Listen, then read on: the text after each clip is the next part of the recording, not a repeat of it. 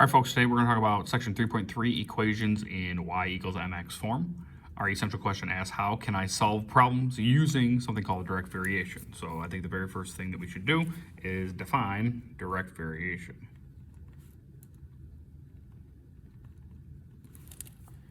And it is a situation in which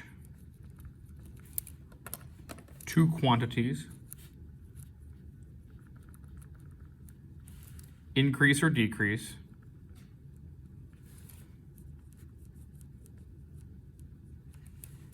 at the same rate.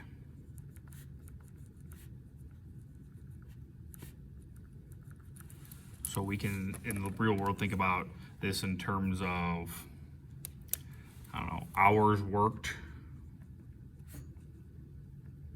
as one quantity versus money earned.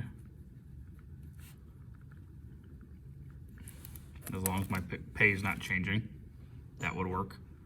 And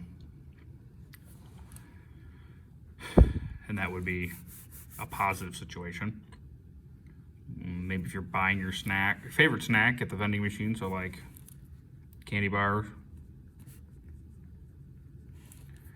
versus money spent. The more candy bars you buy, the more money that you spend, so that would be a positive situation as well. Candy bars that I purchase, money in the bank, so this would be a negative.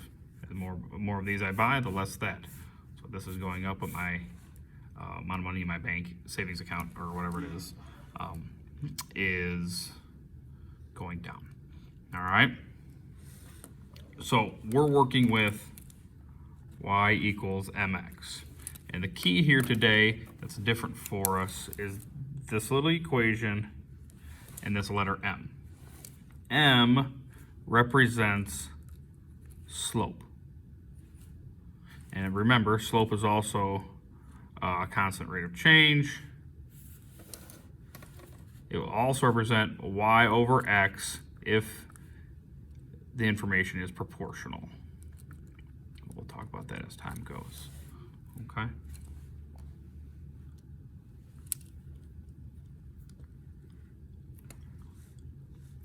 So let's look at our situation here. You rake leaves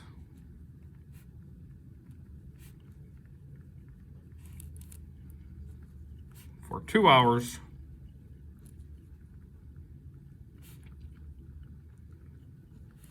earning $15.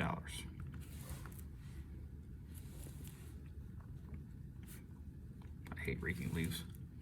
How much did you earn per hour?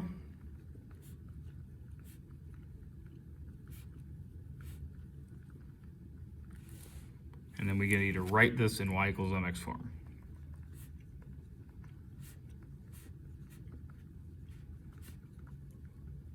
So that's our one little change that we're making here. Okay.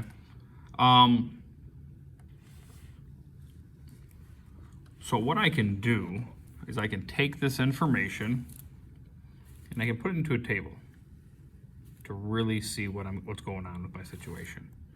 All right. So hours raked, money earned. All right. So let's say, let's go right here. 2 down here on the slot. For 2 hours raked, I earned that $15.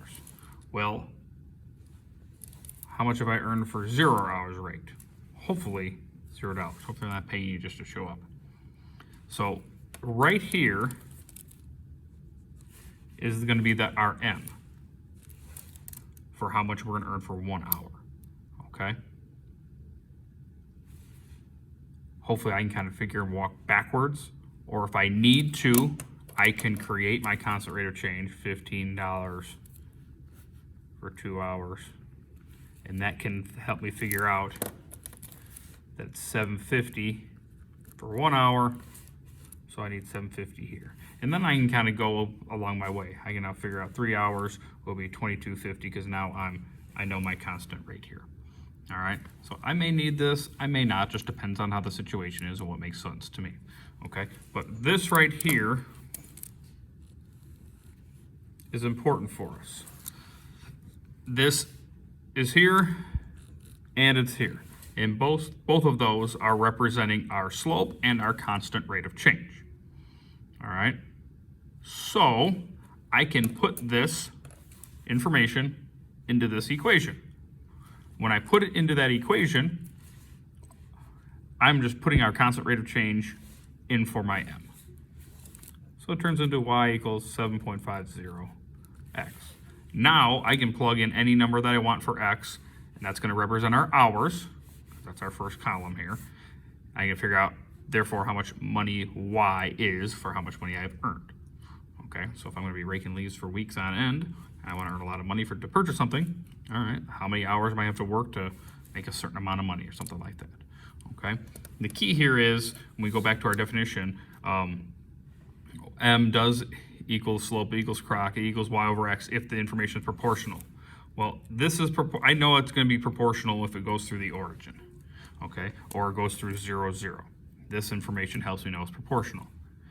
Yeah, I could divide all these and see if I get the same decimal. That is true, but by having these go through the origin, starting at 0, 0, I know for sure it's going to be proportional.